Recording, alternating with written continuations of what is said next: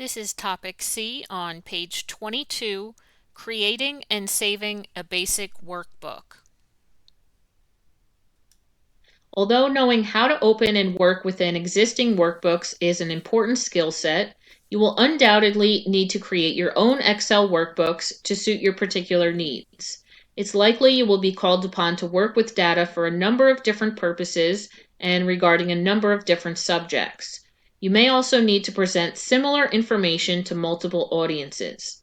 As such, you'll find yourself creating a variety of different workbooks that you will need to save as separate items, as well as saving multiple versions of the same workbooks.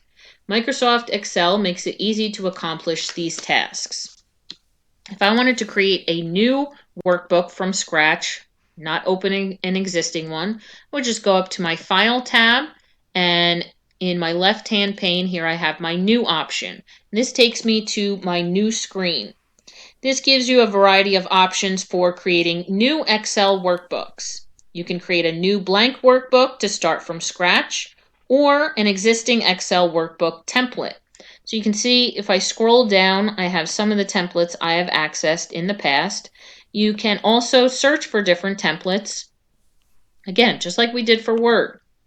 Maybe we wanted, let's see, something to help us budget. We can type that topic in, press enter to execute the search. Here we have a personal monthly budget. Can single click it to get a description, a little screenshot here.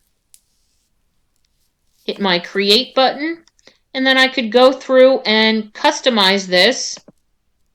Gives you directions on the start worksheet tab, and I could go through and customize, input my income, extra income. The formula is already in this cell, so it will calculate that for you. And you just input your figures. The formulas are there. It does all the hard work for you. So that's, starting. It gives you a foundation for your Excel workbook. Instead of, formatting, all of your colors, your settings, your formulas and functions, they're already input for you.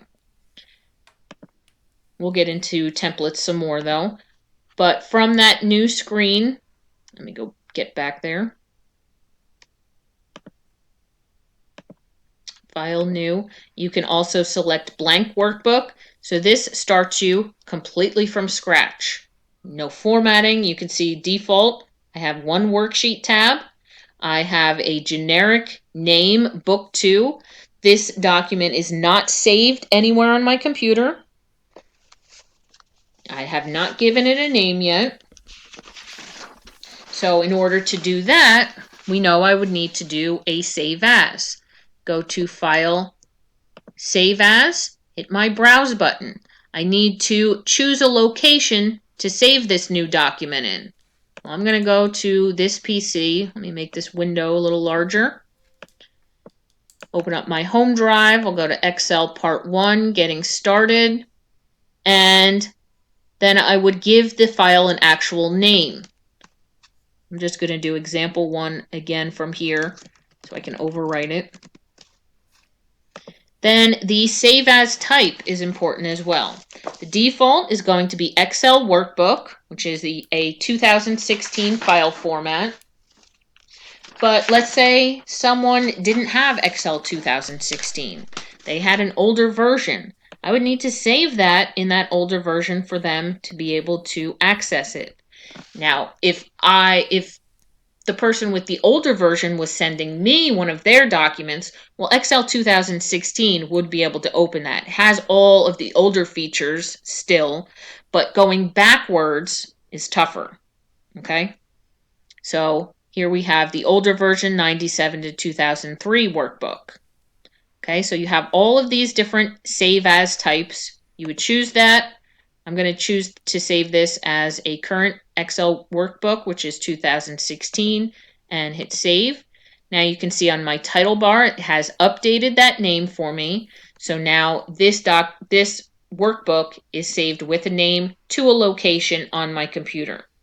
Now if I made changes to it, I needed to update those changes, that would call for just a regular save. It's going to keep the same name, it's going to keep the same file location, but save those updates of the name that I added. And that save button is automatically added to your quick access toolbar as well. All right. Your next video will be Activity 1.3 on page 27.